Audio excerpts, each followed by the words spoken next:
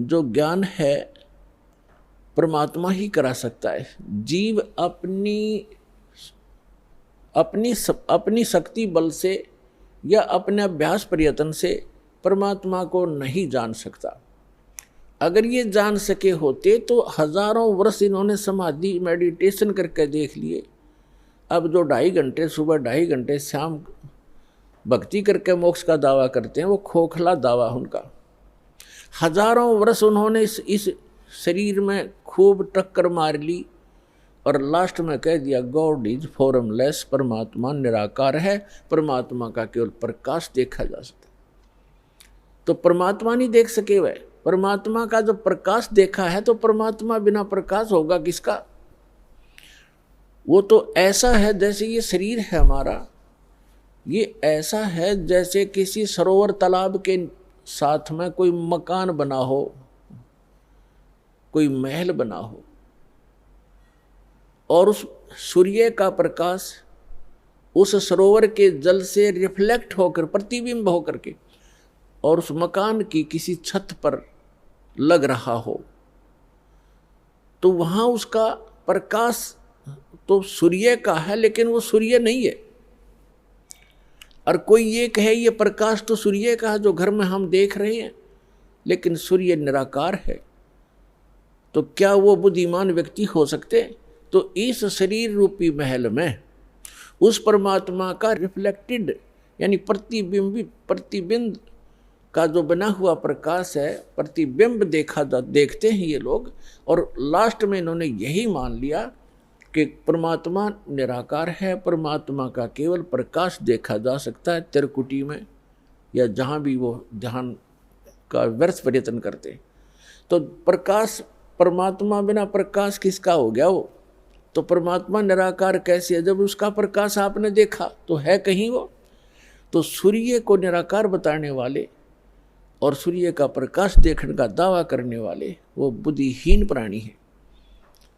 यही यथास्थिति समझ लेना। इन अज्ञानी ऋषि, महर्षि और आज तक के जितने परमात्मा से अपरिचित संत हैं, उन्होंने यही थ्योरी बताई है, चाहे वो राधा स्वामी पंथ से संबंधित है, चाहे वो दंदन सतगुरु पंथ से, चाहे जय गुरुदेव पंथ से, और चाहे कोई अन्य जितने भी आज तक संत ऋषि महर्षि आप जिससे भी विचार सुनोगे, परमात्मा निराकार है। और जो निराकार और साकार दोनों स्थिति बताते हैं वो कति अनजान है। वो कहते हैं परमात्मा मूलतः तो वो निराकार ही है, लेकिन यहाँ साकार बन कर आता है, जैसे श्री राम और श्री कृष्ण रूप में। कोई बात हुई? फिर निराकार साकार अलग कैसे हो गया? तो साकार मानो या निराकार मानो उसको, तो दोनों स्थिति नहीं होती किसी वस्तु की। कोई नो कहे अंधा भी है और दिखे भी है, ये दोनों बात थोड़ी हो सकती है कि अंधा है तो अंधा ही है, उसको दिखता नहीं फिर, और दिखता है फिर अंधा कैसे? निराकार है तो साकार कैसे? वो साकार है तो निराकार कैसे?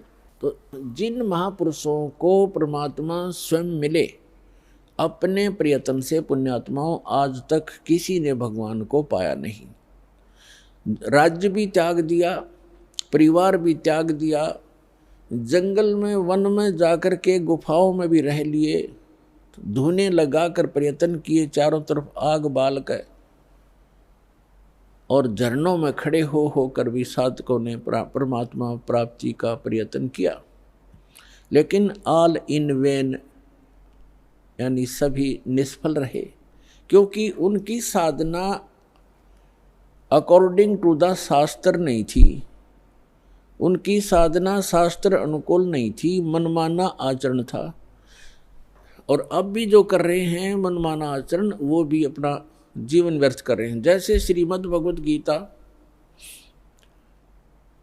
अध्याय नंबर 16 के श्लोक 23 और 24 में स्पष्ट किया है कि शास्त्र विधि को त्याग कर जो मनमाना आचरण करते हैं, उनको न तो कोई सुख होता है, न उनकी गति परम गति होती है, और न ही उनका कोई कार्य सिद्ध होता है, उसको कोई सिद्धि भी प्राप्त नहीं होती, अर्थात यूजलेस, व्यर्थ। इसलिए गीता अध्याय नंबर 16 के श्लोक नंबर 24 में स्पष्ट किया है, इससे तेरे लिए अर्जुन कर्तव्य और अकर्तव्य की व्यवस्था में सदग्रंथ ही प्रमाण है, सदग्रंथों के आधार से ही आप अपना कौन सी साधना करनी चाहिए, कौन सी ना करनी चाहिए, ये निर्णय कीजिए। किसी की दंत कथा लोकवेद पर विश्वास मत कीजिए। तो जितने भी ये कह रहे हैं कि परमात्मा निराकार है, वो एक कहीं रहता नहीं है, उसका कोई बॉडी नहीं है, परमात्मा बॉडीलेस है, तो ये सब भ्रमित हैं, इनको कति ज्ञान नहीं अध्यात्म मार्ग का। और जिन महापुरुषों को परमात्मा आकर मिले वो स्वयं ही आकर मिले, उनका एक विधान है, वो ऐसी लीला करते ही करते हैं जैसे हमारे वेद प्रमाण करते हैं।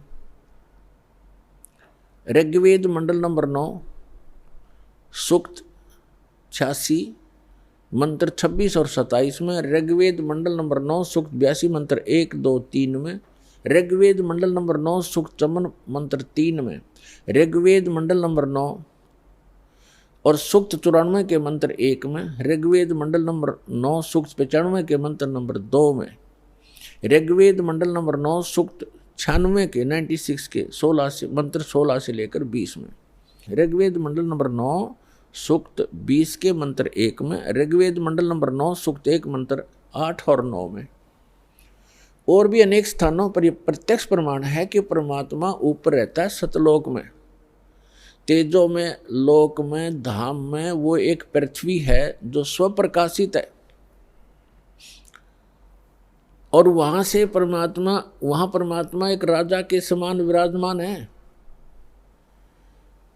सिंहासन पर, यानी तख्त पर, सिंहासन पर कहो, तख्त कहो, जैसे कहते थे ना दिल्ली के तख्त पर बाबर का राज्य इतने वर्ष तक रहा। तख्त माने सिंहासन, गद्दी। तो अनंत कोट ब्रह्मांड के कंट्रोलर के सिंहासन यानी तख्त पर वो परमात्मा राजा के समान विराजमान है, और वहां से गति करके आते हैं, अच्छी आत्माओं को मिलते हैं और उनको यथार्थ ज्ञान कराते हैं, अपने से परिचित कराते हैं। वो लीला कबीर परमात्मा ने, अल्लाहु अकबर ने, सच्चिदानंद घन ब्रह्म ने की है, जो काशी में 120 वर्ष तक जुलाहे की लीला करके सहस्री राय थे, सहस्री चले गए।